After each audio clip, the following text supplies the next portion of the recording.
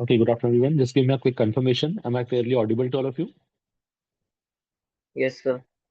Okay, बेटा. Thank you. चलो, start करते हैं.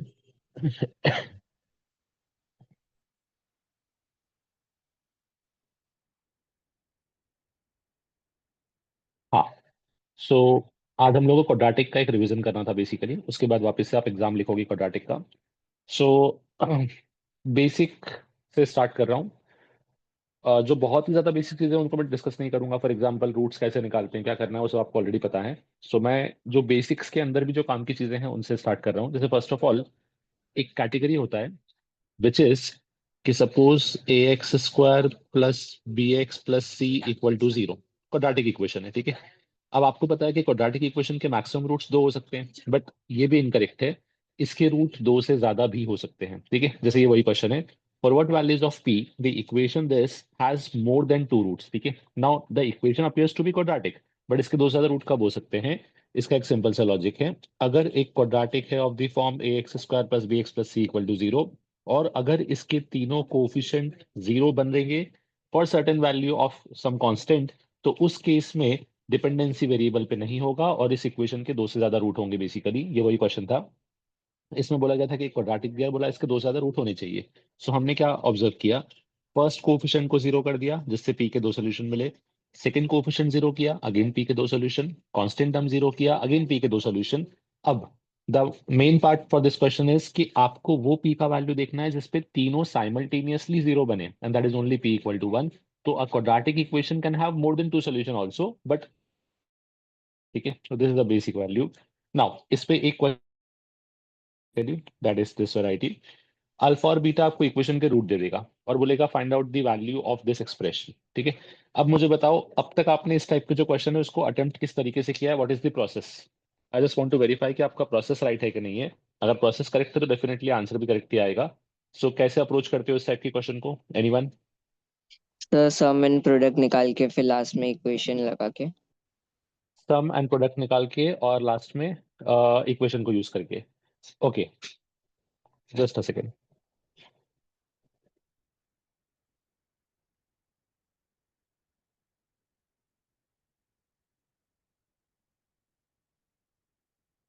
हाँ, सो सम एंड प्रोडक्ट से तो स्टैंडर्ड अप्रोच है, बट इस टाइप की क्वेश्चन का ना अप्रोच थोड़ा सा डिफरेंट भी होता है. इसको समझने का ट्राई करते हैं एक बार.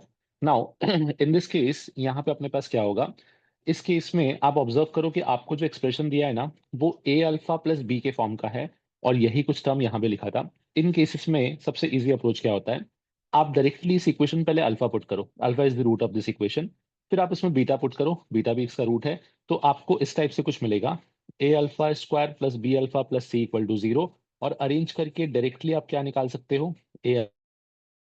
तो यहाँ पे एक्सप्रेशन था ना, ये पूरा का पूरा एक्सप्रेशन सिंपल फॉर्म में यहाँ पे बन जाएगा. ऑब्वियसली अल्फा के फॉर्म में बना है, that is minus c by b. और अब क्या हुआ, ये सिंप्लीफाई हो जाएगा इस पार्ट में. ये समझे मैंने ये स्टेप्स को कैसे यूज किया. No doubt sum of root product of root use करना ही पड़ेगा, बट उसके पहले हमने का वैल्यू डायरेक्टली इक्वेशन से मिला, ए बीटा प्लस बी का वैल्यू डायरेक्टली इक्वेशन से मिला, तो उससे आपका एक्सप्रेशन सिंप्लीफाई हो गया. नाउ आगे का प्रोसेस तो आपको ऑलरेडी पता है. Alpha square plus beta square निकालने के लिए आप यूज करते हो अल्फा प्लस बीटा का whole square minus four alpha beta. तो वहां से आपको कंडीशन मिल जाएगा, या minus two alpha beta, sorry. Alpha plus beta का whole square minus two alpha beta upon में सेम टर्म था, रीअरेंज करने पे आपको आंसर मिल जाएगा. तो दिस इज वन प्रोसेस जो इजीएस्ट है. आप नॉर्मली जो बोल रहे थे alpha plus beta alpha into beta, उससे थोड़ा सा क्वेश्चन लेंदी होगा अगर आप इसको सॉल्व करने जाओगे तो. ठीक है, चलो. Moving to next one. Direct question है, एक वैरायटी है बेसिकली. सम ऑफ रूट्स आप सब लोग यूज करते हो, प्रोडक्ट ऑफ रूट आप सब लोग यूज करते हो, डिफरेंस ऑफ रूट भी यूज करना आता है अपने को. तो वही difference of root basically which is आपको यहाँ पे डिफरेंस ऑफ रूट का फॉर्मूला यूज करना होता है. Alpha minus beta is equals to alpha plus beta का whole square minus of two alpha beta. Alpha minus beta का होल स्क्वायर, अच्छा सॉरी यहाँ पे फोर हो जाएगा ना. अल्फा माइनस बीटा का whole square is equal to alpha plus beta का whole square minus four alpha beta. इससे आपको ये सारे केसेस मिल जाएंगे. I hope difference of root के लिए ये लॉजिक यूज करते हो, ये सबको पता है पहले से ही. Yes, sir. ओके जी सर. ठीक है, डायरेक्ट पार्ट हो गया. Now next is a simple question, but सिर्फ थोड़ा सा एक वैरायटी में कन्वर्ट किया है. आपको एक क्वाड्रेटिक इक्वेशन दिया है, that is x square plus m x plus n equal to 0. अब आपको बोला है कि इस क्वाड्रेटिक इक्वेशन के रूट्स हैं tan 30 एंड tan 15. सो आपको बताना है इस एक्सप्रेशन का वैल्यू. नाउ दो ऑप्शन है यहाँ पे, या तो आप tan 30 tan 15 का वैल्यू निकाल के एम और एन को सिंप्लीफाई करो, या फिर डायरेक्टली भी हम इसको सिंप्लीफाई कर सकते हैं. समझना, स्टैंडर्ड प्रोसेस जो है, जो नॉर्मली बच्चे फॉलो करते हैं, वो क्या करेंगे, tan 30 का वैल्यू पुट करेंगे, tan 15 का वैल्यू पुट करेंगे, और फिर एम का वैल्यू निकालेंगे, जिससे क्वेश्चन थोड़ा सा कॉम्प्लिकेट होगा. हाउएवर इस टर्म को डायरेक्टली सॉल्व करने के लिए एक अप्रोच देखो, सिंपल सा. हमको पता है 30 एंड 15 का कॉम्बिनेशन 45 बनता है. तो I can simply use a formula that is tan a+b. मैं लिख सकता हूं उसको, tan 30 + 15 is equals to tan 30 plus tan 15 upon 1 - tan 30 into tan 15. अब आपको सिर्फ वैल्यूज पुट करने हैं. tan 30 प्लस tan 15 आपको डायरेक्टली दिया था, that is equal to -m. ये वैल्यू आपको दिया था n, तो -m upon 1 - n equal to हो जाएगा tan 45, दैट इज 1. अरेंज करने पे सिंपली आंसर मिल जाएगा. तो आपकी कॉम्प्लिकेटेड कैलकुलेशन बच जाएंगे, आपको कहीं भी वैल्यू यूज नहीं करना पड़ेगा. Is this question clear to everyone? Yes, sir. Yes, sir. Okay, चलो, मूविंग टू नेक्स्ट वन. हाँ, the quadratic equation with rational coefficients whose one root is 2 plus root 3. Now I hope ये आप लोगों को already पता है कि अगर एक क्वाड्रेटिक इक्वेशन दिया है और बोला है उसका एक रूट इस फॉर्म का है, दैट इज 2 + √3, तो what will be its second root? 2 2 minus minus root root 3. 3. Yes, irrational roots always exist in pairs. तो अगर एक root a plus root b है, तो second a minus root b हो जाएगा. तो उससे आपका क्वेश्चन डायरेक्टली सॉल्व हो जाएगा. ठीक है, यहाँ तक का पार्ट जस्ट बेसिक का था. अब कुछ चीजें जो आपको थोड़ा सा नया होता है आपके लिए, या फिर जो आपका ग्राफिकल पार्ट जो होता है, उसको समझने का ट्राई करते हैं. सबसे पहले क्वाड्रेटिक इक्वेशन का ग्राफ कैसा होता है और वो क्या क्या रिप्रेजेंट करता है अपने को. तो एक्सप्रेशन को रिप्रेजेंट करते हो y equal to a. Graph में दो मेजर टाइप होते हैं depending upon the value of a positive तो पैराबोला अपवर्ड, ए नेगेटिव तो पैराबोला डाउनवर्ड. ठीक है, ए बी और सी कोई भी रियल वैल्यू ले सकते हैं. ऑब्वियसली इट इज अंडरस्टूड कि A should not be equal to 0, ताकि वो क्वाड्रेटिक बनेगा ही नहीं अगर ए 0 हो गया तो. पॉजिटिव और नेगेटिव सिर्फ कर्वेचर डिसाइड कर लेते हैं कि it will be a upward parabola और अ डाउनवर्ड पैराबोला. नाउ अब ए के अकॉर्डिंग बाकी कंडीशन डिसाइड करती है कि पैराबोला का नेचर कैसा होगा. जैसे for example, if a is greater then 0 and d is greater then 0, D मतलब यहाँ पे डिस्क्रिमिनेंट हो गया, यानी कि डेल्टा बोल सकते हो. मुझे बताओ what is the condition if a and d both are positive? It will have two real Six. roots. It will have two real roots. Very good. It will have two real roots मतलब ये आपका जो है, ये x axis को cut करेगा. ये graph x axis को कट करेगा एग्जैक्टली 2 पॉइंट्स पे. ओके, क्या इसमें और कुछ कमेंट कर सकते हो इसके अलावा?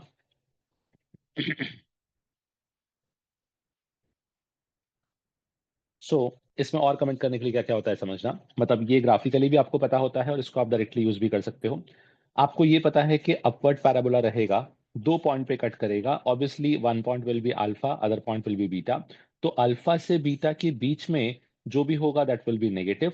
अल्फा और बीटा के बाद जो भी होगा दैट विल बी पॉजिटिव. तो इसलिए इस कंडीशन को भी हम कहीं यूज करते हैं बेसिकली, कि आप अगर अल्फा से बीटा के बीच का वैल्यू लोगे तो आपको आंसर नेगेटिव मिलेगा, एंड अल्फा और बीटा के बाद, या बीटा के बाद और अल्फा के पहले लोगे तो आपको बेसिकली नेगेटिव मिलेगा.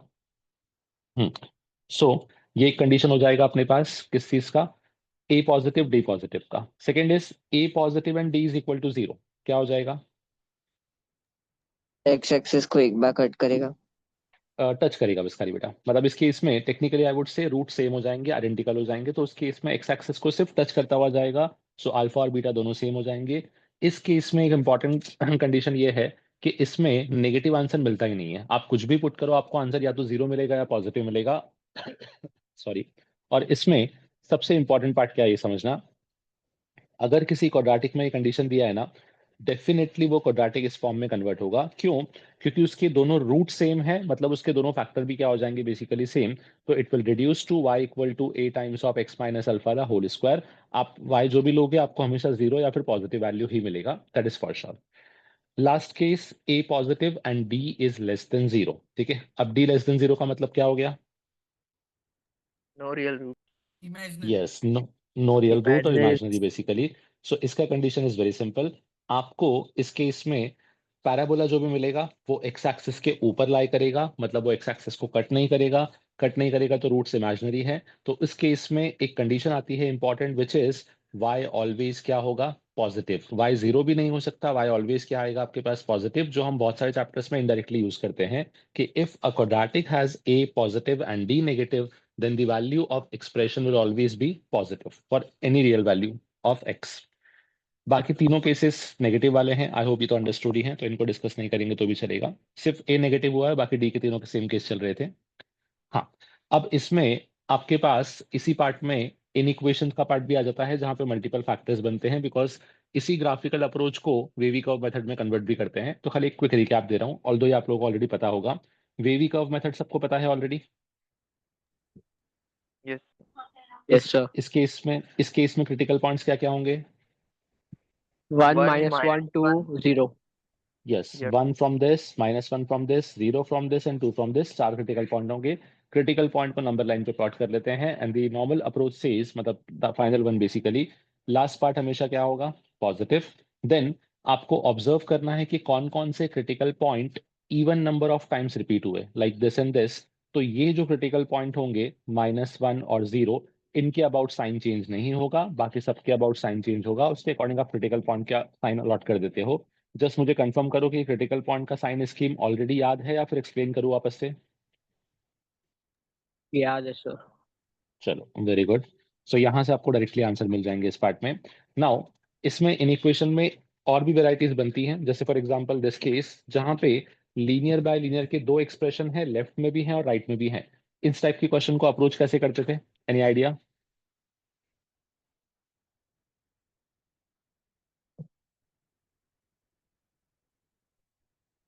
सो इन क्वेश्चंस में आप एक कॉमन मिस्टेक करते हो, and that common mistake is कि आप डायरेक्टली बहुत बार इसको क्रॉस मल्टीप्लाई करने का ट्राई करते हो. मैंने बताया था क्रॉस मल्टीप्लाई नहीं करना if it involves a variable. Technically आपको इक्वेशन को एक तरफ शिफ्ट करके सिंप्लीफाई करना चाहिए, और वही अप्रोच हम यहाँ पे यूज करेंगे. इस केस में आपको वेरिएबल को एक साइड लेके आना है और फिर उसमें अलजेब्रिक ऑपरेशंस लगाने हैं. जैसे for example in this case सबसे पहला स्टेप होगा कि मैं इस पूरे पार्ट को नेगेटिव बना के यहाँ पे शिफ्ट करूंगा, एंड देन फिर इसको मैं सिंप्लीफाई करूंगा. आफ्टर सिंप्लीफिकेशन ये अल्टीमेटली एक वेवी कर्व की फॉर्म का ही बन जाएगा. आप देखो यहाँ पे तीन फैक्टर्स आ गए, x-3 x² - 1. बाकी का प्रोसेस आपको पता है ऑलरेडी. तो इन इक्वेशन में एक बेसिक लॉजिक ध्यान रखो. अगर आपका वेरिएबल दोनों साइड है ना, तो सबसे पहले तो आपको क्या करना है, वेरिएबल को एक साइड लेके आना है और फिर उसको सिंप्लीफाई करना है. बेसिकली एक साइड लाना मतलब आप उसको शिफ्ट कर लोगे यूजिंग अ नेगेटिव साइन, और यू कैन से मोस्ट ऑफ द केस में हम लोग प्लस माइनस का ही यूज करते हैं उसको सिंप्लीफाई करने के लिए बस. चलो. सर हाँ बेटा. सर उसको हम लोग क्रॉस मल्टीप्लाई क्यों नहीं कर सकते? हाँ, क्रॉस मल्टीप्लाई इसलिए नहीं कर सकते, उसका रीजन क्या है बेटा, कि क्रॉस मल्टीप्लाई करने के लिए आपको ये पता होना चाहिए कि आप जो इन इक्वेशन में मल्टीप्लाई कर रहे हो वो पॉजिटिव है कि नेगेटिव. बिकॉज एक सिंपल लॉजिक था, हमने डिस्कस भी किया था कि if a is greater than b, आप अगर यहाँ पे कुछ दोनों साइड नंबर मल्टीप्लाई करते हो, लेट्स से 2, तो 2a तो 2b से बड़ा रहेगा. बट अगर वो नंबर नेगेटिव हुआ, दैट इज -2a, तो ये -2b से छोटा हो जाएगा. मतलब साइन पे डिपेंडेंसी होती है. जब आप वेरिएबल को क्रॉस मल्टीप्लाई करते हो तो आपको पता ही नहीं है कि वो पॉजिटिव है कि नेगेटिव. दैट इज वाई आप उसको डायरेक्टली क्रॉस मल्टीप्लाई नहीं कर सकते हो.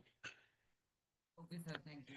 हाँ, अगर आपको साइन पता होगा ना कि पॉजिटिव है या नेगेटिव, तो फिर आप मल्टीप्लाई कर लो, फिर कोई टेंशन नहीं है. बिकॉज फिर मुझे पता है कि पॉजिटिव के केस में साइन सेम रहेगा, नेगेटिव में चेंज हो जाएगा.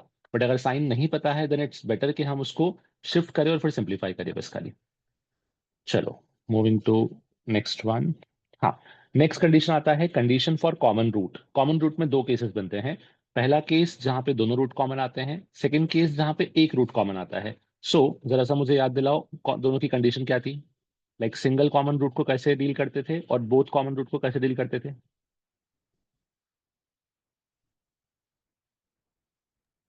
Both में a1/a2 is equal to b1/b2 is equal to c1/c2 ratio लेते थे. Yes, very good.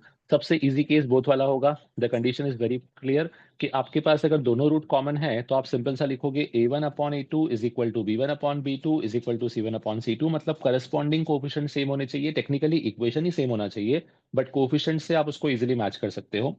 Next is the important part जहां पे एक रूट कॉमन आएगा. एक रूट कॉमन के केस को सॉल्व कैसे करते थे.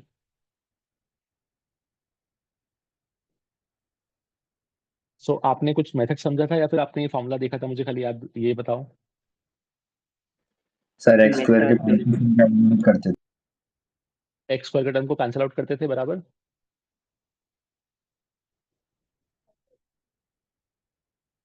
वो मेथड भी चलेगा और ये मेथड भी चलेगा। मैं आपको आपका मेथड भी याद दिलाता हूँ कि इसके लिए आपने कैसे किया होगा मे बी। सो एक्चुअली क्या करना होता है कि अगर आपको पता है कि इन दोनों में एक you can say common root है, तो आप इस फर्स्ट इक्वेशन को a2 से मल्टीप्लाई करोगे, सेकंड इक्वेशन को a1 से मल्टीप्लाई करोगे और दोनों को आपस में सब्ट्रैक्ट कर दोगे। सब्ट्रैक्ट करने में होगा क्या कि आपका एक्स स्क्वायर का टर्म तो कैंसिल हो जाएगा बेसिकली, और जो बचेगा वो एक्स का एक सिंगल वैल्यू होगा जहां से आपको डायरेक्टली वो कॉमन रूट मिल जाता है। This is the common process, ठीक है। दूसरा, कभी कभी क्या होता है इसमें हम इक्वेशन क्रिएट करते हैं। अब इक्वेशन कैसे क्रिएट करेंगे, इससे भी आपको आंसर सेम मिलेगा बट इससे आपको और कंडीशंस मिल जाती हैं क्वेश्चन को सिंप्लीफाई करने के लिए। नाउ द कंडीशन इज, आपको एक इस टाइप का एक्सप्रेशन क्रिएट करना होता है। ये एक्सप्रेशन कैसे बनेगा समझो। तीन टर्म लिखोगे, alpha square, alpha and one. ये बेसिकली यहां से ड्राइव हुई है, alpha square alpha and one, where obviously alpha is the common root.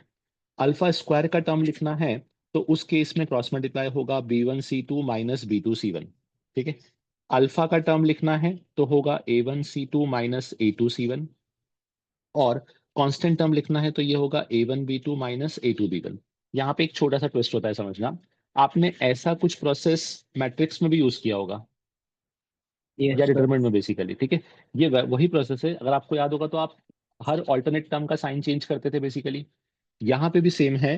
Technically ये अल्फा नहीं होता, बीच में माइनस अल्फा होता है। आप देखो, अगर ये अल्फा होता तो अगर मैं क्रॉस मल्टीप्लीकेशन देखता तो मेरा क्रॉस मल्टीप्लीकेशन क्या होना चाहिए था, a1c2 माइनस a2c1। बट देखो यहाँ पे उल्टा लिखा हुआ है, a1c2 माइनस a2c1 की जगह पे लिखा हुआ है a2c1 माइनस a1c2, मतलब एक्चुअली ये ऊपर माइनस अल्फा आना चाहिए। तो खाली इसका ध्यान रखना, हम इसको लिखते हैं alpha square minus alpha one upon के टर्म एज इट इज है। आप सिंप्लीफाई करोगे तो आपको आंसर मिलेगा। इसमें अगर कॉमन रूट पूछता है तो आप इन दोनों को सॉल्व कर लेते हो, डायरेक्टली कॉमन रूट मिल जाएगा। अगर कंडीशन पूछता है तो एक बार इसको सॉल्व करते हो, एक बार इसको सॉल्व करते हो, इससे आपको कंडीशन मिल जाती है। क्वेश्चन से उसको हम क्लियरली समझ सकते हैं। बस खाली डायरेक्टली कॉमन रूट जो आपका प्रोसेस था वो भी आप यूज कर सकते हो। एक्स स्क्वायर के कोएफिशिएंट को एलिमिनेट करो, उससे आपको सीधा आंसर मिल जाएगा। ओके, जैसे ये क्वेश्चन है, इट सेज इफ q1x एक क्वाड्रेटिक दिया है, q2x सेकंड क्वाड्रेटिक दिया है, both are factors of a cubic polynomial. उसने बोला कि ये दोनों एक क्यूबिक पॉलिनोमियल के फैक्टर हैं, तो बताओ k का लार्जेस्ट वैल्यू क्या होगा, ठीक है। अब यहाँ पे अगर दोनों क्यूबिक पॉलिनोमियल के फैक्टर है, इसका मतलब सिंपल सा है कि दोनों में कम से कम एक रूट तो कॉमन है। तो पहले मैं एक कॉमन रूट निकालने का ट्राई करता हूँ। जो प्रोसेस आपने बताया था उसी को यूज कर लेते हैं directly, which is 2x square था कोफिशिएंट और यहाँ पे x स्क्वायर था। तो मैंने इसको 2 से मल्टीप्लाई किया और सब्ट्रैक्ट कर दिया। जब 2 से मल्टीप्लाई किया और सब्ट्रैक्ट कर दिया तो उस केस में क्या हो जाएगा, आपका एक्स स्क्वायर आपस में कैंसिल हो जाएगा और आपको x का वैल्यू मिल जाएगा इन टर्म्स ऑफ k। सो ये आपका आ गया कॉमन रूट, ठीक है। नाउ x का value in terms of k मिला। अब इस x के वैल्यू को आप इक्वेशन में पुट कर दोगे, ठीक है। जब इस x के वैल्यू को इक्वेशन में पुट करोगे तो आपको एग्जैक्टली k का वैल्यू मिलेगा, बिकॉज इट्स अ रूट। तो k को सॉल्व करने पे आपको k के दो वैल्यू मिल गए, that is k equal to 0 and k equal to 30। Largest value पूछा था इसलिए आंसर क्या हो जाएगा आपके पास, बेसिकली 30। सो कॉमन रूट के क्वेश्चन डायरेक्टली कॉमन रूट के नाम से आए, इट्स नॉट नेसेसरी। घूम फिर के थोड़ा सा ट्विस्टेड क्वेश्चन भी आ सकते हैं, तो आपको वहां पे केयरफुल रहना है। चलो, कॉमन रूट का ये क्वेश्चन सबको क्लियर है। Yes sir. Yes sir. Okay, moving to next one. अब ये कुछ बेसिक सी कंडीशंस हैं जो ऑलरेडी हम लोग पास्ट में यूज कर चुके हैं। जैसे for example, let's say if you have a downward parabola, ठीक है। डाउनवर्ड पैराबोला है तो ये वर्टेक्स पॉइंट जो आता है ये आपको मैक्सिमम वैल्यू देता है। वर्टेक्स पॉइंट का coordinate is fix. Vertex point का कोऑर्डिनेट होता है -b/2a, -delta/4a। ये हम लोगों ने ऑलरेडी पढ़ा था। यही वर्टेक्स पॉइंट सेम रहेगा भले पैराबोला अपवर्ड क्यों ना हो। The only condition will be, एक केस में वो आपको मैक्सिमम देगा और एक केस में वो आपको क्या देगा, बेसिकली मिनिमम वैल्यू। तो मैक्सिमम और मिनिमम के केस में आपको खाली क्वाड्रेंट या यू कैन से वैल्यू चेंज होता है, बट आपका जो नेट फॉर्मूला रहेगा दैट रिमेन सेम। तो इससे आपको क्या क्या कंडीशन मिलती है समझना। किसी भी क्वाड्रेटिक का अगर मैक्सिमम निकालना हो और क्वाड्रेटिक अगर डाउनवर्ड पैराबोला हो तो मैक्सिमम मिलेगा -delta/4a। और कब मिलेगा वो maximum value, at x equal to -b/2a। Similarly, अगर आपका पैराबोला अपवर्ड है और आपको मिनिमम निकालना है तो मिनिमम वैल्यू भी सेम होगा और मिलेगा भी सेम पॉइंट पे, दैट इज -b/2a, ठीक है। आई होप ये हम ऑलरेडी पास्ट में पढ़ भी चुके हैं और यूज भी कर चुके हैं बहुत बार। इसको हम लोग Yes. कंप्लीटिंग द स्क्वायर से भी यूज करते थे। यस बिल्कुल। Yes, sir. हाँ, नेक्स्ट इज एक क्वेश्चन है p of x equal to ax square plus bx plus 8 is a quadratic polynomial. If the minimum value of p of x is 6 when x equal to 2, then find the value of a and b. ये आप लोग try करो quickly. इसी concept पे based direct question है, try करो एक बार जरा। उसने मिनिमम वैल्यू दिया है, मिनिमम वैल्यू कब आएगा ये भी बताया है, तो उसके अकॉर्डिंग सिंप्लीफाई करो।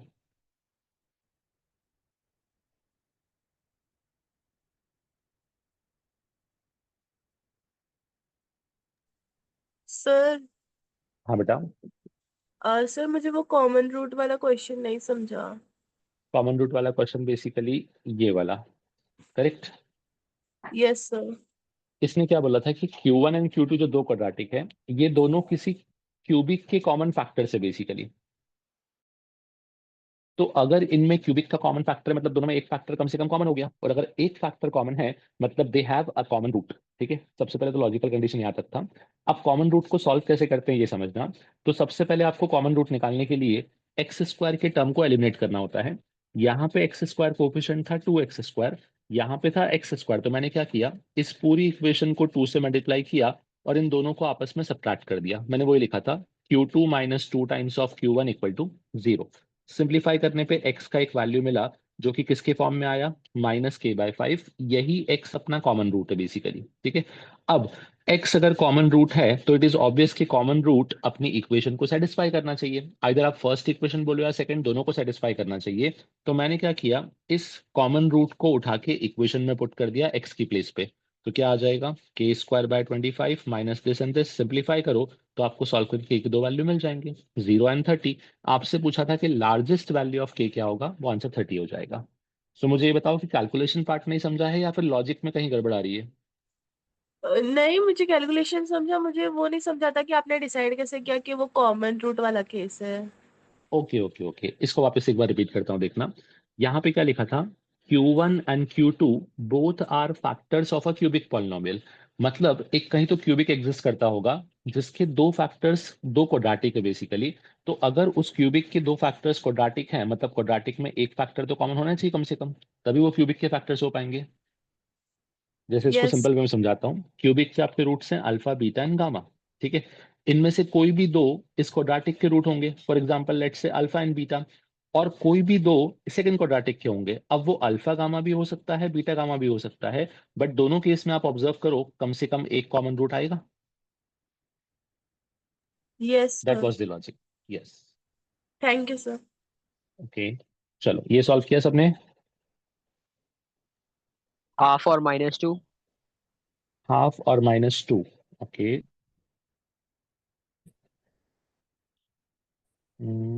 हाँ, a2 - 2।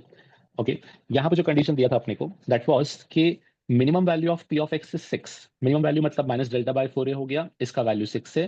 When x is equal to 2, मतलब अपने पास बेसिकली x कितना हो जाएगा, -b/2 है। तो यहाँ पे दो आंसर दिए थे या दो वैल्यूज दिए थे, -delta/4a equal to 6, -b/2a equal to 2। इन दोनों को लेके आपको सिंप्लीफाई करना था, ए और बी दो अननोन थे, सॉल्व करने पे आंसर मिल जाता। तो सिर्फ आपको ये पता होना चाहिए था कि मिनिमम मैक्सिमम वैल्यू क्या होता है और कैसे मिलता है बेसिकली। ओके, इसी में एक कॉन्सेप्ट ये भी आता है कि जहां पे हमको एक लीनियर का रेशो देगा और बोलेगा इसका रेंज बताओ। ठीक है, अब ये क्वेश्चन हमने रेंज में भी डिस्कस किए हैं फंक्शन में, और ये क्वेश्चन क्वाड्रेटिक में भी आता है। कॉन्सेप्ट बहुत सिंपल था। आप क्या करोगे, इसको क्रॉस मल्टीप्लाई करके इसका इनवर्स फंक्शन में क्रिएट कर लोगे, that is x is equal to y के फॉर्म में ले आओगे। और सिर्फ आपको पता है कि y 3 पे डिफाइन नहीं होगा, बाकी सब जगह डिफाइन हो जाएगा, तो उसके अकॉर्डिंग आपको रेंज मिल जाता है ऑल रियल नंबर -3। ये कॉन्सेप्ट हमने फंक्शन में बहुत बार डिस्कस कर चुके हैं, तो यहाँ पे उतना रिक्वायरमेंट नहीं है। इनफैक्ट यही सेम कॉन्सेप्ट हमने ये पार्ट भी डिस्कस किया था। अगेन सेम लॉजिक चलेगा, बट यहाँ पे थोड़ा सा कंडीशन चेंज होती है। लीनियर के केस में क्या है, डायरेक्टली आंसर मिल जाता है। क्वाड्रेटिक जब आता है तो आपको फिर यहाँ पे सिंप्लीफाई करना पड़ता है। इसका मुझे अप्रोच याद दिलाओ, कैसे अप्रोच किया था हमने इस टाइप के क्वेश्चन को। It is linear by quadratic, बोलो। सर डेल्टा पॉजिटिव कर। Yes, very good. सबसे पहले क्वाड्रेटिक क्रिएट करोगे x के फॉर्म में। x के क्वाड्रेटिक में बाय डिफॉल्ट y रहेगा, तो आपको x रियल होना चाहिए, इस वजह से आप बोलोगे कि इसका रूट रियल आएगा। और अगर रूट रियल है मतलब उसका डेल्टा क्या होना चाहिए, पॉजिटिव। जैसे ही आप डेल्टा पॉजिटिव करोगे आपको y का रेंज मिल जाएगा, एंड वही कंडीशन यहाँ पे आपको दिख रहा है कि y का जो भी रेंज होगा वो आपको डायरेक्टली मिल जाता है।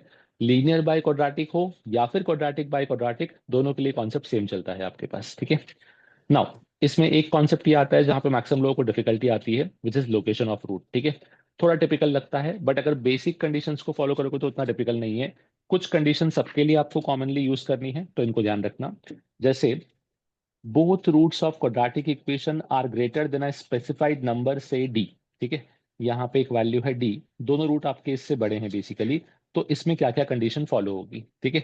अब कंडीशन के अकॉर्डिंग अगर हम ऑब्जर्व करेंगे तो क्वेश्चन में ऑलरेडी दे रखा था कि a इज पॉजिटिव, ठीक है, ये क्वेश्चन में मेंशन था।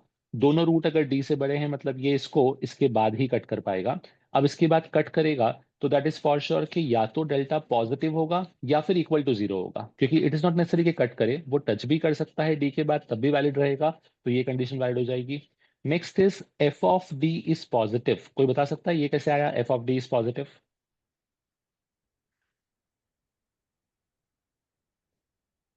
Anyone? Okay, F of D का मतलब क्या है? वो उसको ऊपर कट करेगा, पॉजिटिव में कट करेगा ग्राफ यस, डी को, वेरी गुड। एक्स इज जब इक्वल आप टू डी को। ऊपर लेके जाओगे, हाँ परफेक्टली फाइन, जब इस ग्राफ को आप ऊपर लेके जाओगे ना तो यहाँ पे जो पॉइंट मिलेगा आपको, ये पॉइंट रहेगा D comma F of D, ठीक है, जिसमें x का वैल्यू d है, y का वैल्यू f ऑफ d है। अब आपको दिख रहा है कि f ऑफ d जो है it is above x axis, तो ये पॉजिटिव होगा। Similarly fourth condition minus B by two a is greater than d, ये कैसे आया?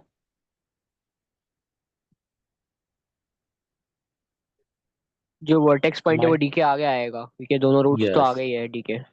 करेक्ट है। अगर दोनों रूट आगे हैं तो वर्टेक्स पॉइंट भी इसके आगे आना चाहिए, और हमने वर्टेक्स पॉइंट को डिस्कस किया था, it is minus B by two A comma minus delta by four A. तो वर्टेक्स का जो एक्स कोऑर्डिनेट रहेगा वो हमेशा डी से बड़ा होगा। तो इस तरीके से आप कंडीशंस को वहां पे क्रिएट कर सकते हो। आप क्या करो ना कि अगर आपको कंडीशन याद ना हो ना कितनी कंडीशन थी, try to create all the condition, because extra आएगा चलेगा, कम नहीं होना चाहिए। अब कंडीशन किस किस के फॉर्म में आती है? कंडीशन ए में एक आएगा, कंडीशन डी में एक आएगा, कंडीशन सम ऑफ रूट्स में आ सकता है, कंडीशन वर्टेक्स पे आ सकता है, और कंडीशन फंक्शन पे। सिर्फ 5 वैल्यू पॉसिबल है, मैं लिख देता हूं ध्यान रखना। कंडीशन ए पे पॉसिबल है, डेल्टा पे पॉसिबल है, सम ऑफ रूट्स पे पॉसिबल है, एफ ऑफ ए पे पॉसिबल है, और at the same time last आपके पास पॉसिबल है बेसिकली, एक मिनट, एक और चीज पॉसिबल था ना, ए डेल्टा सम ऑफ रूट्स हो गया, एफ ऑफ ए हो गया, और वर्टेक्स, यस। जो भी कंडीशन है वो इन 5 में रहेगा, इसके अलावा कुछ भी नहीं जाएगा। तो आप जहां भी कंफ्यूज होना कि आपको कौन सी कंडीशन बनानी है, नथिंग टू वरी, आप सारी बना लो, एक्स्ट्रा आएंगी इट विल वर्क, उससे आंसर फर्क नहीं पड़ता, बट कम नहीं पड़ना चाहिए बस खाली। Now find all the parameter या all the values of the parameter d for which both the roots of the equation are या exceeds the number 3। Same condition वापस से, a ऑलरेडी पॉजिटिव दिया था, delta greater than equal to zero होना चाहिए, F of 3 positive होना चाहिए, vertex हमेशा 3 से बड़ा होना चाहिए। अगर आपने एक्स्ट्रा कंडीशन भी बना लिया, जैसे मैंने यहाँ पे लिखा था सम ऑफ रूट्स, ठीक है, अब आपको पता है कि आपके रूट 3 से बड़े हैं, मतलब सम ऑफ रूट्स बाय डिफॉल्ट क्या होगा, 6 से बड़ा होगा। अगर आपने ये एक्स्ट्रा भी लिखा होता ना तो इसका आंसर पे इम्पैक्ट नहीं होगा, तो डोंट वरी, सारे कंडीशन यूज कर लो, आंसर बाय डिफॉल्ट मिलेगा आपको। This is valid for all the location of root वाले केसेस। जैसे यहाँ भी चेक करो, सेकेंड कंडीशन है both root lie on either side of a fix number. अब क्या हो जाएगा, अल्फा उस नंबर के पहले आ गया और बीटा उस नंबर के बाद चला गया, ठीक है, मतलब अल्फा डी से छोटा है और बीटा जो है वो डी से बड़ा हो गया basically. Now in this case क्या क्या कंडीशन वर्क करेंगे? सो आपके पास ए अगर पॉजिटिव है, ठीक है, ए पॉजिटिव है, तो अब आपका एफ ऑफ डी क्या हो जाएगा, नेगेटिव हो जाएगा, क्योंकि एफ ऑफ डी नीचे आ गया। एंड सिमिलरली अगर ए नेगेटिव होता तो आपका एफ ऑफ डी क्या हो जाता बेसिकली, पॉजिटिव। नाउ यहाँ पे आपको बाय डिफॉल्ट पता है कि डेल्टा ग्रेटर देन जीरो ही होना चाहिए। द रीजन इज कि डी को अल्फा और बीटा के बीच में लाई करना है। अगर डी अल्फा और बीटा या अल्फा और बीटा इक्वल हो गए तो क्या डी बीच में आ पाएगा? नो, सो उस केस नॉट के अकॉर्डिंग यहाँ पे एक कंडीशन बहुत क्लियर था कि इसमें आपको by default delta greater than zero मिलेगा, तो आपको सिर्फ एक ही कंडीशन चेक करना होता है। अगेन एक्स्ट्रा चेक कर लोगे फर्क नहीं पड़ेगा। देखो जैसे यहाँ पे आप कितना भी ट्राई करो, आप वैसे भी alpha plus beta condition check कर ही नहीं सकते हो। क्या कुछ कमेंट कर सकते हो अल्फा प्लस बीटा क्या बनेगा? नहीं, क्या वर्टेक्स पे कुछ कमेंट कर सकते हो?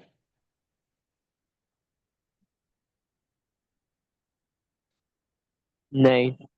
सो बेसिकली कंडीशन जो थी बाय डिफॉल्ट वो 2 में रिड्यूस हो गई। तो इस टाइप से लोकेशन ऑफ रूट के हर एक केस को सॉल्व कर सकते हो आप। जैसे यहाँ पे बोला find the value of k for which one root of the equation this exceeds 2 and other is smaller than 2।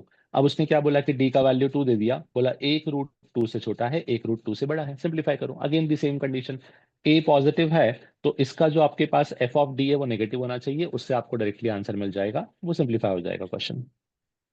चलो third case, exactly one root lie in the interval D to E. ठीक है, ये थोड़ा सा typical लगता है बहुत बार बच्चों को, बट एक बार फिर भी समझने का ट्राई करो। इसमें सेकंड रूट की बात ही नहीं हुई है, खाली एक ही रूट का डिस्कशन हुआ है कि एक रूट एक फिक्स नंबर डी और ई के बीच में लाई करेगा। ठीक है, ये आपका अल्फा है जो डी और ई के बीच में लाई कर रहा है।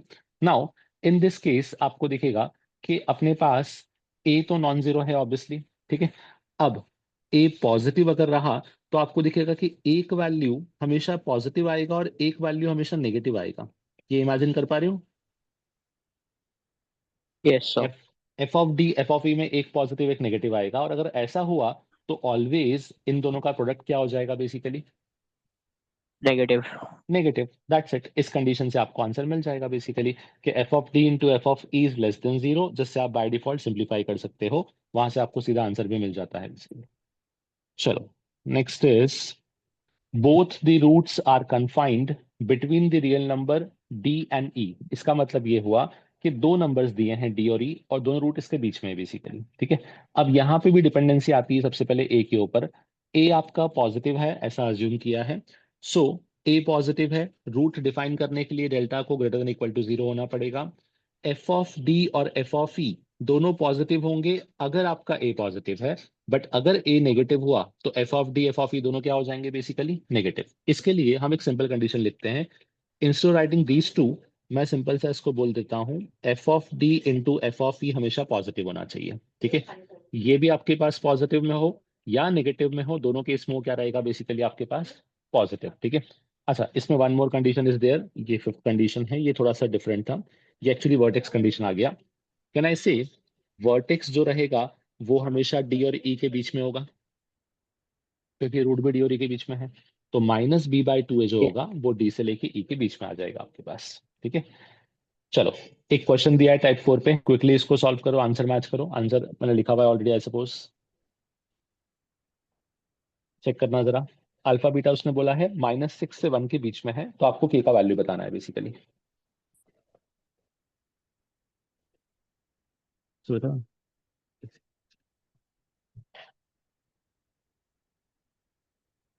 आप वैसे रखो, चलो नहीं हुआ।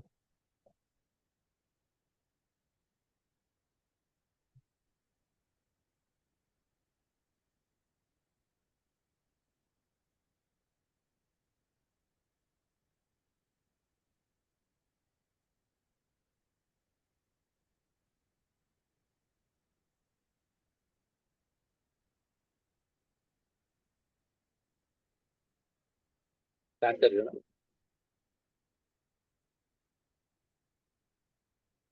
वो स्पेस छोटा पड़ता है, यहाँ पे आके कर लो अच्छे से।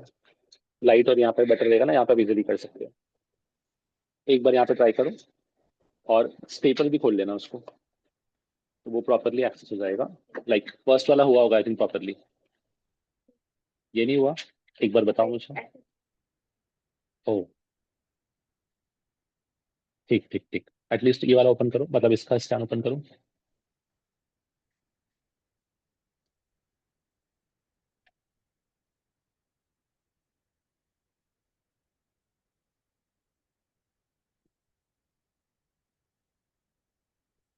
अरे यार,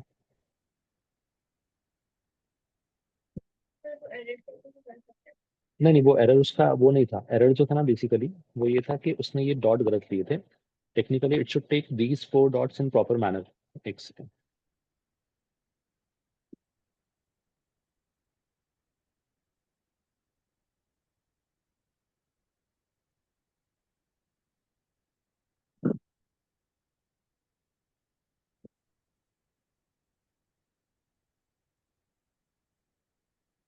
ये जो स्क्वायर था ना, इन स्क्वायर्स पे कभी रेड नहीं आना चाहिए, इट मीन स्कैनिंग एरर हुआ है, दैट्स द प्रॉब्लम। ठीक है, सारे शीट का यही है या फिर कुछ शीट्स हैं प्रॉपर? जेई का शीट देखो एक बार, वो प्रॉपर प्रिंट हुआ है क्या?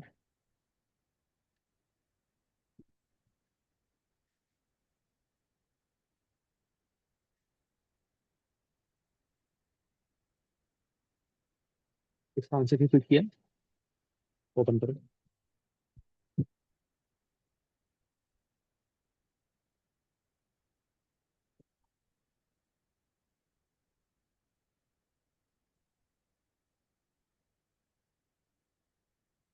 स्कैनिंग बॉक्स है ना?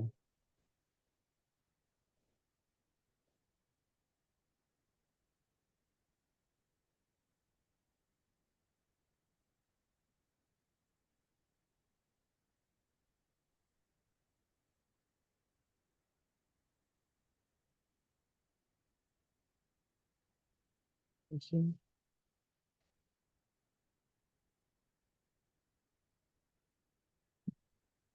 10 मिनट करता हूँ।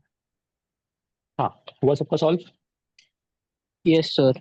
सर वहाँ पे ओके। के आना चाहिए ना, के बिलोंग टू 6 से हाँ मतलब ऑब्वियसली ये 27 आंसर जो लिखा है वो के का होना चाहिए, करेक्ट है।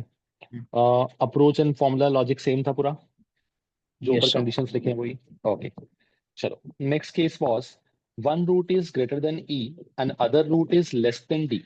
Okay, one root is greater than e and other root is less than d, मतलब डी और ई जो है वो रूट्स के बीच में आ रहे हैं बेसिकली। अब इसमें कंडीशन बहुत सिंपल है कि अगर आपका ए पॉजिटिव है तो F of D F of E दोनों ही नेगेटिव हो जाएंगे, तो उसने वही कंडीशन यूज किया है, एंड वाइस वर्सा। अगर ए नेगेटिव हो गया तो F of D F of E दोनों क्या हो जाएंगे बेसिकली, पॉजिटिव। क्विकली इसका भी चेक कर लो पार्ट।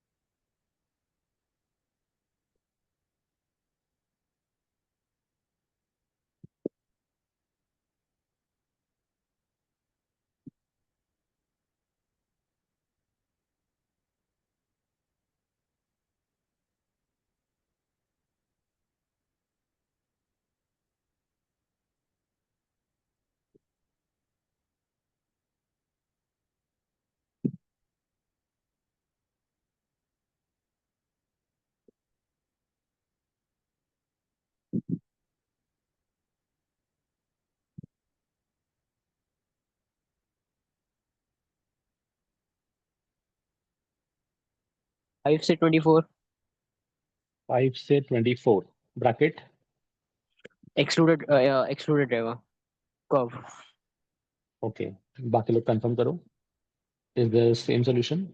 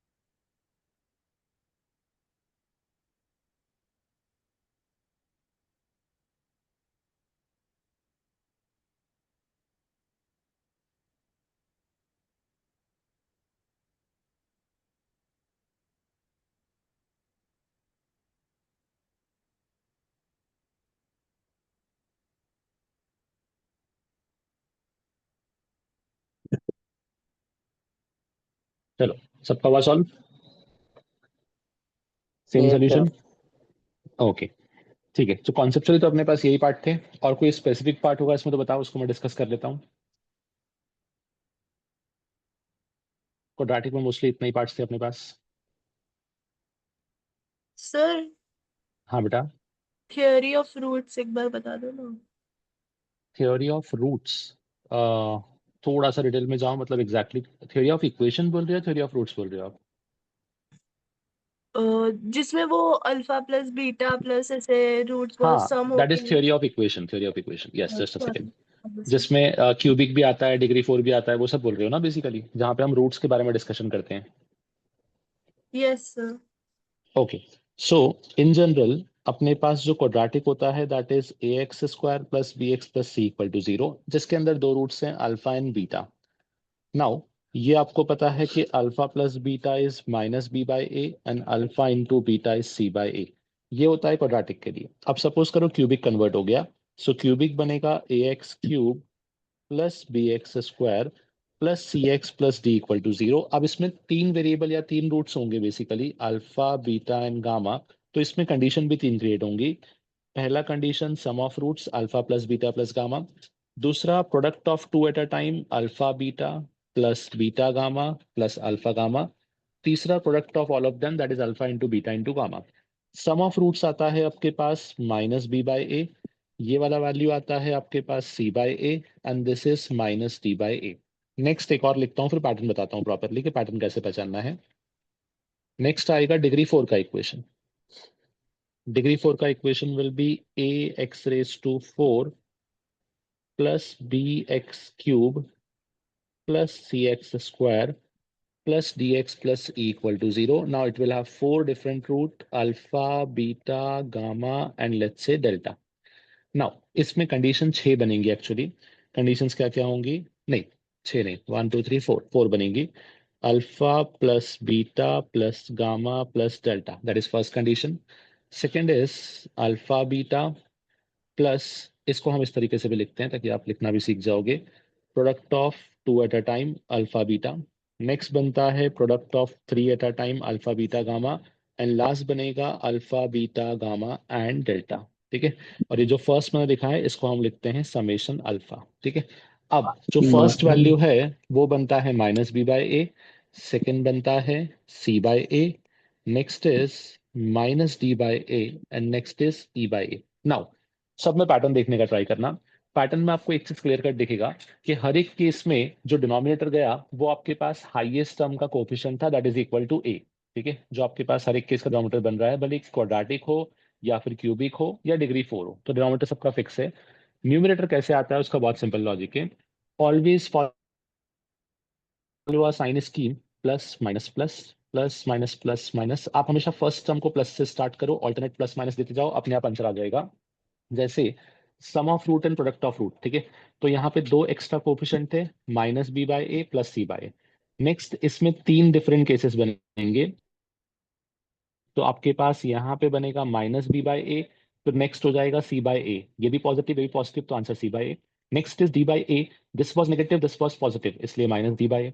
नेक्स्ट डिग्री 4 में आ जाओ, डिग्री 4 में सेम साइन स्कीम कैसे वर्क करेगा, minus plus minus plus minus. ठीक है, अब जो हमने देखा था sum of all the roots, ठीक है, समथिंग लाइक दिस, तो ये हो जाएगा B by A, positive negative इसलिए रेशियो नेगेटिव है। Next is product of two at a time, C by A, negative negative इसलिए रेशियो क्या हो गया, positive. Next is product of three, D by A, positive negative इसलिए answer is negative. Product of all of them, E by A, both negative, that means the ratio is positive. अब इसको अगर आप generalise करना चाहते हो तो इस तरीके से कर सकते हो बेसिकली, कि आपके पास अगर कोई इक्वेशन है of the form A zero, या I should write A N X raise to N plus A N minus one X raise to N minus one and so on up to A zero is equal to zero. तो सबसे पहले इसमें N roots होंगे, वो सारे root का जब आप समेशन निकालोगे तो वो आपको मिलना चाहिए minus of a N minus one upon a n. फिर उनके दो दो का product that is summation of two, product of two at a time, ये मिलना चाहिए a N minus two upon a n. फिर उसमें तीन का product alpha into beta into gamma, ये मिलना चाहिए minus of a N minus 3 upon a n. ये मैं कैसे लिख रहा हूँ, ये समझा पैटर्न अभी? So this was the logic of theory of equation वाला पार्ट बेसिकली। हाँ, अभी क्लियर हुआ बेटा? चेक कर लो एक बार। This can be applied to quadratic, cubic और जो भी डिग्री क्वेश्चन रहेंगे उसमें। मोस्टली तो आपको क्यूबिक और डिग्री 4 में ही काम आएगा, उससे ऊपर जाता नहीं है क्वेश्चन, बट हाँ उन सबके लिए इनको यूज कर सकते हो। चलो, और किसी को और कुछ इसमें एक्स्ट्रा समझना है? Anyone? Sir factor theorem, remainder theorem. Factor theorem, remainder theorem, okay. चलो इसको भी चेक कर लो। Now factor theorem, remainder theorem का कॉन्सेप्ट क्या होता है? लेट्स से मैंने बोला कि x माइनस टू इज, और जनरलाइज कर देता हूं, x minus A is a factor of p of x, जहां पे p ऑफ x एक पॉलिनोमियल है। अगर x माइनस ए इस p ऑफ x का फैक्टर हुआ ना, तो आपके पास p ऑफ a का वैल्यू 0 आना चाहिए। This is basically factor theorem. इसको हम लोग क्विकली चेक भी कर लेते हैं। लेट्स से मैंने बोला x minus two is a factor of x square minus 3x plus two, minus 3, हाँ बराबर, x square minus 3x plus two. Can I से x माइनस टू इसका फैक्टर है?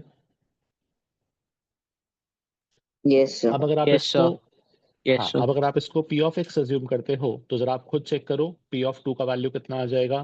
4 माइनस 0. 6 प्लस टू, आंसर 0 आ जाएगा। ठीक है, this factor theorem. Next is remainder theorem. Remainder theorem में क्या हो जाता है कि आपको निकालना है कि किसी एक नंबर से आपने डिवाइड किया। Let's say x minus a से आपने डिवाइड किया, और आई should right p of x is divided by x minus a। ठीक है, तो उसका जो रिमाइंडर होगा ना बेसिकली, वो आएगा आपके पास p ऑफ a। और इन दोनों कनेक्ट भी कर सकते हो। फॉर एग्जाम्पल, अगर ये फैक्टर बन जाता तो रिमाइंडर p ऑफ a 0 बन जाता, और ऑब्वियसली बात है फैक्टर में रिमाइंडर 0 आता है। जैसे फॉर एग्जाम्पल लेट्स से मैंने बोला x माइनस टू से आपको डिवाइड करना है एक एक्सप्रेशन को। एक्सप्रेशन है x square minus 4x plus two. ठीक है, अब इसको डिवाइड करते हैं अपन डायरेक्टली, तो इसका फैक्टर नहीं है, दिख रहा है clearly. X square minus 4x plus two, इससे डिवाइड करते हैं तो x माइनस टू से डिवाइड करेंगे, ये हो जाएगा x square minus 2x plus 2x plus two. Multiply किया मैंने 2x का, ये आ जाएगा 2x माइनस 4, सब्ट्रैक्ट किया, रिमाइंडर कितना आ रहा है बेसिकली 6। ठीक है, अब हम चेक करते हैं इसमें टू वैल्यू पुट करके। जब मैं इसमें टू वैल्यू पुट कर रहा हूं तो ये कितना आ जाएगा मेरे पास बेसिकली 4 प्लस टू माइनस 8। एक मिनट, कैलकुलेशन में एक बार चेक करने दो मुझे भी। x minus to, 2x minus 4, तो माय बैड, माइनस 2x होना चाहिए था ना। यस यस यस, यहाँ पे मिस्टेक हुआ ना, इसलिए आंसर मैच नहीं हो रहा है। हाँ, technically it should be minus 2x plus two. अब जब आप मल्टीप्लाई करोगे तो आप प्लस टू से मल्टीप्लाई नहीं करोगे, आपको उसको माइनस टू से मल्टीप्लाई करना पड़ेगा। सो यहाँ पे I need to make changes. ये x तो क्लियर था, यहाँ पे माइनस 2x आएगा, ऊपर से 2 कैरी फॉरवर्ड हुआ तो माइनस 2 करोगे, this will be minus 2x plus 4। Subtract किया तो आपके पास क्या बचेगा बेसिकली, माइनस 2 बचेगा। ठीक है, रिमाइंडर आ रहा है माइनस 2। अब जो अपना प्रोसेस था उसके अकॉर्डिंग रिमाइंडर क्या आना चाहिए, p ऑफ 2 आना चाहिए। p ऑफ 2 कितना हो जाएगा, 4 plus two minus 8, it is equal to minus 2। तो दो कॉन्सेप्ट को ध्यान रखो, अगर वो फैक्टर हुआ तो p ऑफ a 0 हो जाएगा, अगर आपका फैक्टर नहीं हुआ तो p of a will give you the remainder basically, उसके अकॉर्डिंग उसको सॉल्व कर सकते हो। ओके, और बोलो। So power of roots, वापस बोलो बेटा। power of roots, of root समझ में आया, फर्स्ट वर्ड क्या बोला आपने? Power of roots. Power of roots, okay fine fine fine, power of roots. So इस केस में क्या होता है, अल्फा प्लस बीटा वाला केस तो आपको ऑलरेडी पता है, अल्फा इंटू बीटा वाला केस भी आपको ऑलरेडी पता है। इससे alpha square plus beta square निकाल लेते हो। ठीक है, alpha square plus beta square के लिए आपको ऑलरेडी फॉर्मूला पता है, अल्फा प्लस बीटा का whole square minus of 2 alpha beta. Next इसी से ही आप क्यूब भी निकाल लेते हो basically, alpha cube plus beta cube. ठीक है, alpha cube plus beta cube के लिए आप कंडीशन जो यूज करते हो उसमें a cube plus b cube का फॉर्मूला यूज करते हो, टू बी प्रिसाइज ये वाला, अल्फा प्लस बीटा का whole cube minus of 3 alpha beta into alpha plus beta. ये फॉर्मूला आप alpha cube plus beta cube के लिए यूज कर लेते हो। अब इसके बाद के जो टर्म्स हैं बेसिकली उन केसेस के लिए आपको specific value wise pattern check करना पड़ेगा कि पैटर्न मिल रहा है या फिर डायरेक्टली आपको कुछ फॉर्म में आंसर मिल रहा है, उसके अकॉर्डिंग सॉल्व करना पड़ता है। तो बाकी सब में डायरेक्ट पैटर्न नहीं है, बट इन तीनों से आप बाकी पैटर्न्स को निकाल सकते हो बेसिकली। अच्छा, इसमें एक कॉन्सेप्ट और भी आता है, थोड़ा सा उसको भी ध्यान रखना। एक बता देता हूं मैं, alpha raise to N minus beta raise to n, ये भी एक टाइप मिलता है बेसिकली। इसमें हमेशा एक फैक्टर अल्फा माइनस बीटा रहेगा, साथ में कुछ ना कुछ प्रोडक्ट रहेगा। और ये कैसे बना है इसको समझो। लेट्स से मैंने आपसे पूछा alpha square minus beta square, तो आपको पता है इसका फॉर्मूला होता है alpha minus beta into alpha plus beta. Next मैंने आपसे पूछा alpha cube minus beta cube, तो इसका फॉर्मूला होता है alpha minus beta into alpha square plus beta square. Next is alpha raise to 4 minus beta raise to 4, ये होता है alpha minus beta into alpha beta plus alpha beta square plus alpha square into beta plus beta cube. ये pattern पता है आप लोगों को क्या? क्योंकि ये क्वाड्रेटिक में कुछ क्वेश्चंस में हेल्प करता है, तो उसको ध्यान रखना कि alpha raise to N minus beta raise to n जब भी रहेगा ना, तो उसका एक फैक्टर तो फिक्स है कि अल्फा माइनस बीटा आएगा, और बाकी सब में भी पैटर्न चलता है। हमने इस चीज को ना पास्कल ट्रायंगल में भी डिस्कस किया था, मैंने बताया था आप लोगों को कि ये पैटर्न इस तरीके से वर्क करता है बाइनोमियल वाले पार्ट में, तो वहां भी इसको हमने डिस्कस किया है। और ये कनेक्ट होता है एपीजीपी के पार्ट से। This is nothing but a GP only. उसका सम निकालोगे तो आपको सम इस फॉर्म में आंसर मिलता है। तो ये वाला पार्ट क्वाड्रेटिक में कुछ जगह पे यूज कर लेते हैं, इसको थोड़ा सा ध्यान रखना बस खाली। चलो और पूछो। तो ओमेगा वाला part like okay, cube omega वाले रूट पार्ट ऑफ के लिए, यूनिटी। हाँ हाँ मैं समझ गया। क्यूब रूट ऑफ यूनिटी वाले पार्ट के लिए आप खाली एक ही चीज ध्यान रखना, आपको सिर्फ दो एक्सप्रेशन पे फोकस करना है, टेक्निकली तो एक पे ही करना होता है। And the expression is x square plus x plus one equal to zero. ठीक है, अगर ये आपका एक्सप्रेशन है तो इसका root for sure omega and omega square रहेगा। और इस पे जो क्वेश्चन बनेंगे वो पावर वाले क्वेश्चन बनेंगे बेसिकली। लाइक आपको पूछ लेगा अल्फा की पावर 2000 प्लस बीटा की पावर 2000 का वैल्यू क्या होगा, तो आपको खाली वैल्यू पुट करनी है। ओमेगा वाले केस आपको पता है ना ऑलरेडी, कॉम्प्लेक्स नंबर का बेसिक पार्ट पढ़ा है। नहीं सर, अच्छा, कॉम्प्लेक्स नंबर का आपका बेसिक भी नहीं हुआ था, मतलब आई थॉट ज्योमेट्री नहीं हुआ है, बट शायद बेसिक भी नहीं हुआ है ना आप लोगों का अभी। कॉम्प्लेक्स नंबर स्टार्ट नहीं हुआ था हमारा। ओके ओके, चलेगा, तो फिर ये अलग से अपन डिस्कस करते हैं। मतलब ये जो ओमेगा वाला पार्ट है ना, it comes under complex number का पार्ट बेसिकली, तो वहां पे अपन डिस्कस करते हैं, क्योंकि वहां पे इसके क्वेश्चन भी अच्छे से बनते हैं। और वहां पे सिर्फ ये एक इक्वेशन है जो कॉम्प्लेक्स नंबर में कन्वर्ट होकर आपको ओमेगा में ले जाएगी, बाकी इक्वेशन नॉर्मल वर्क करते हैं वहां पे। चलो, दैट्स इट, क्लोज करिए इसको। सर हाँ बेटा। सर रिड्यूसिबल क्वाड्रेटिक इक्वेशन वाला पार्ट बताओ ना। रिड्यूसिबल बेटा कोई फिक्स नहीं है, बट रिड्यूसिबल में कैसा होता है कि आपको क्वाड्रेटिक डायरेक्टली नहीं देगा, आपको उसको रिड्यूस करना पड़ता है। मैं एग्जांपल समझाता हूँ। जैसे रिड्यूसिबल के लिए X E raise to X, चलो बताता हूँ मैं एक थोड़ा सा एग्जांपल लेके। E raise to 4x plus 3 times of E raise to 3x plus 8 times of E raise to 2x plus 3 times of E raise to x plus one equal to zero. अब एक equation दे दिया, ठीक है, दिखने में अजीब सा दिख रहा है, डिग्री 4 का इक्वेशन है, बट ये क्वाड्रेटिक रिड्यूस हो सकता है। कैसे रिड्यूस होगा समझना। मैं इस पूरी इक्वेशन को थ्रू आउट डिवाइड करता हूँ ई रेस टू 2x से। ठीक है, जब मैं इस पूरी इक्वेशन को ई रेस टू 2x से डिवाइड करता हूँ तो ये कुछ ऐसा दिखेगा, 3 times of E raise to x plus 8 plus 3 upon e raise to x plus 1 upon e raise to 2x। ये समझे अभी? सिर्फ ई रेस टू 2x से डिवाइड किया मैंने, ठीक है। Now e raise to 2x plus 1 upon e raise to 2x, इसको एक टर्म बोल दिया। 3 times of E raise to x plus 1 upon e raise to x, इसको सेकंड टर्म बोल दिया। नेक्स्ट इज 8, इसको थर्ड टर्म बोला, ठीक है। अब आपको क्या करना है, assume this term to be t, इसको टी बोलो, और मुझे बताओ टी स्क्वायर का वैल्यू कितना आएगा।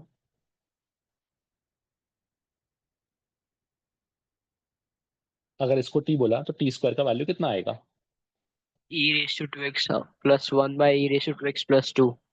Very good. तो कैन आई से इसको I can write T square minus 2. So this is t square minus 2 plus 3t plus 8 equal to 0. Now you have your equation t square plus 3t plus 6 equal to 0. मैंने random लिया था, random equation मिल रहा है, but आपको simple वाला part मिलेगा. तो अब इससे क्वाड्रेटिक सॉल्व होकर t का वैल्यू मिलेगा और फिर t से आपको e का वैल्यू मिलेगा. This is the case of reducible quadratic equation. ठीक है. अभी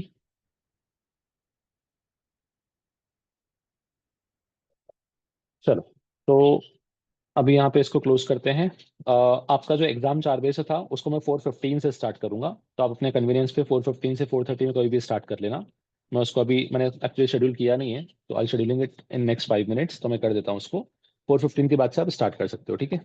और इस वीक अपना एक ही सेशन है एक्चुअली, तो नेक्स्ट वीक में टॉपिक अपने को वेक्टर्स ले सकते हैं. आई थिंक अभी तो वेक्टर्स आ जाएगा आपका. तो एक मिनट. मैट्रिसेस ले लो ना.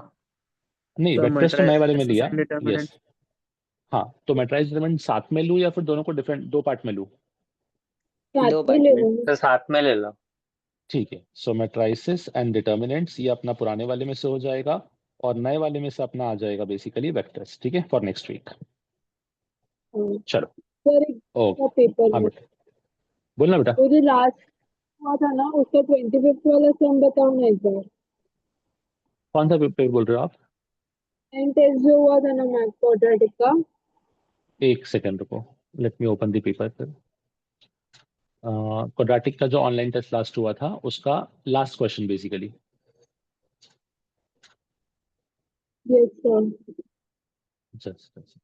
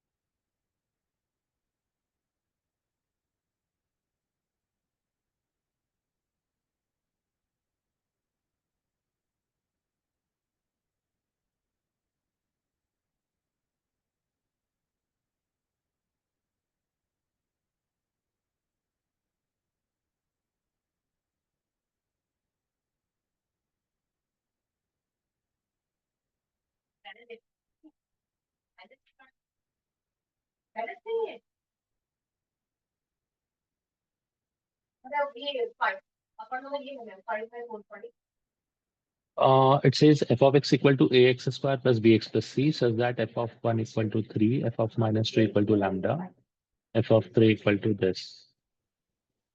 बेटा ये तो डायरेक्ट क्वेश्चन है. एक second. f of x is equals to ax square bx plus c. f of 1 is equals to 3. f of 1 is equals to 3.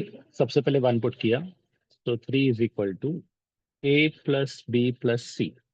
Next, f of minus 2 equal to lambda. Minus 2 equal to lambda. So lambda is equals to 4a minus 2b plus c. Next is f of 3 is equal to 4. f of 3 is equals to 4. 4 is equals to ये हो जाएगा 9a plus 3b plus c. और last condition दिया था f of 0 plus f of 1 plus f of minus 2 plus f of 3 is equal to 14. f of 0 कितना है? It is only c. f of 1 is a plus b plus c. So वो 3 दिया था already, use कर लेते हैं. Next is f of minus 2, ये lambda दिया था. नेक्स्ट इज f of 3, ये अपने को दिया था ऑलरेडी 4 इज इक्वल्स टू कितना दिया है? 14. So c plus lambda is equal to 7. ठीक है, ये एक हुआ. 3a plus b plus c. ठीक है, c plus lambda equal to 7. Now अब कौन कौन से इक्वेशन है? a plus b plus c equal to 3, 9a एक ये वाला है, एक ये वाला है। 4 इक्वेशन, 4 अननोन है। इसको 3 में रिड्यूस कर सकते हैं और निकालना क्या है, अपने को लैम्डा निकालना है ना बेसिकली। लैम्डा निकालने के लिए सबसे इजीएस्ट अप्रोच क्या हो जाएगा, सी को मैंने पुट किया लैम्डा के फॉर्म में, तो ए प्लस पी। बेटा क्वेश्चन लेंदी है बट ऐसा वो तो नहीं है, मतलब ठीक है सॉल्व कर सकते हैं। जैसे यहाँ मुझे अप्रोच ये दिख रहा है कि एबीसी में एक इक्वेशन ये रहा, दूसरा ये रहा, तीसरा ये रहा, तो मैं लैम्डा को सी के फॉर्म में इसमें पुट कर दूंगा, तो एबीसी में 3 इक्वेशन 3 अननोन आ जाएंगे, सॉल्व हो जाएगा। और एबीसी तीनों मिलेगा तो लैम्डा बाय डिफॉल्ट मिल जाएगा। इसमें क्या डिफिकल्टी आया था बताओ मुझे एक बार।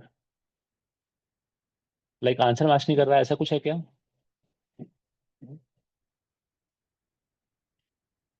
क्योंकि नंबर ऑफ अननोन और नंबर ऑफ इक्वेशंस मैच हो रहे हैं अपने पास बेसिकली, तो इससे आंसर तो आ जाना चाहिए। सर मेरा एक इक्वेशन गलत बन गया था।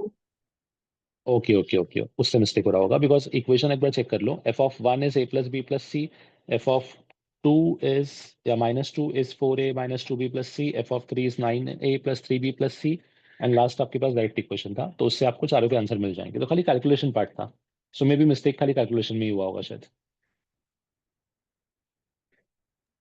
Yes sir. चलो ठीक है, दैट्स इट, क्लोज करते हैं सेशन को। आप लोग अपना टेस्ट 4:15 से स्टार्ट कर सकते हो। मैं जस्ट 2 मिनट में स्टार्ट टेस्ट शुरू कर देता हूँ बस।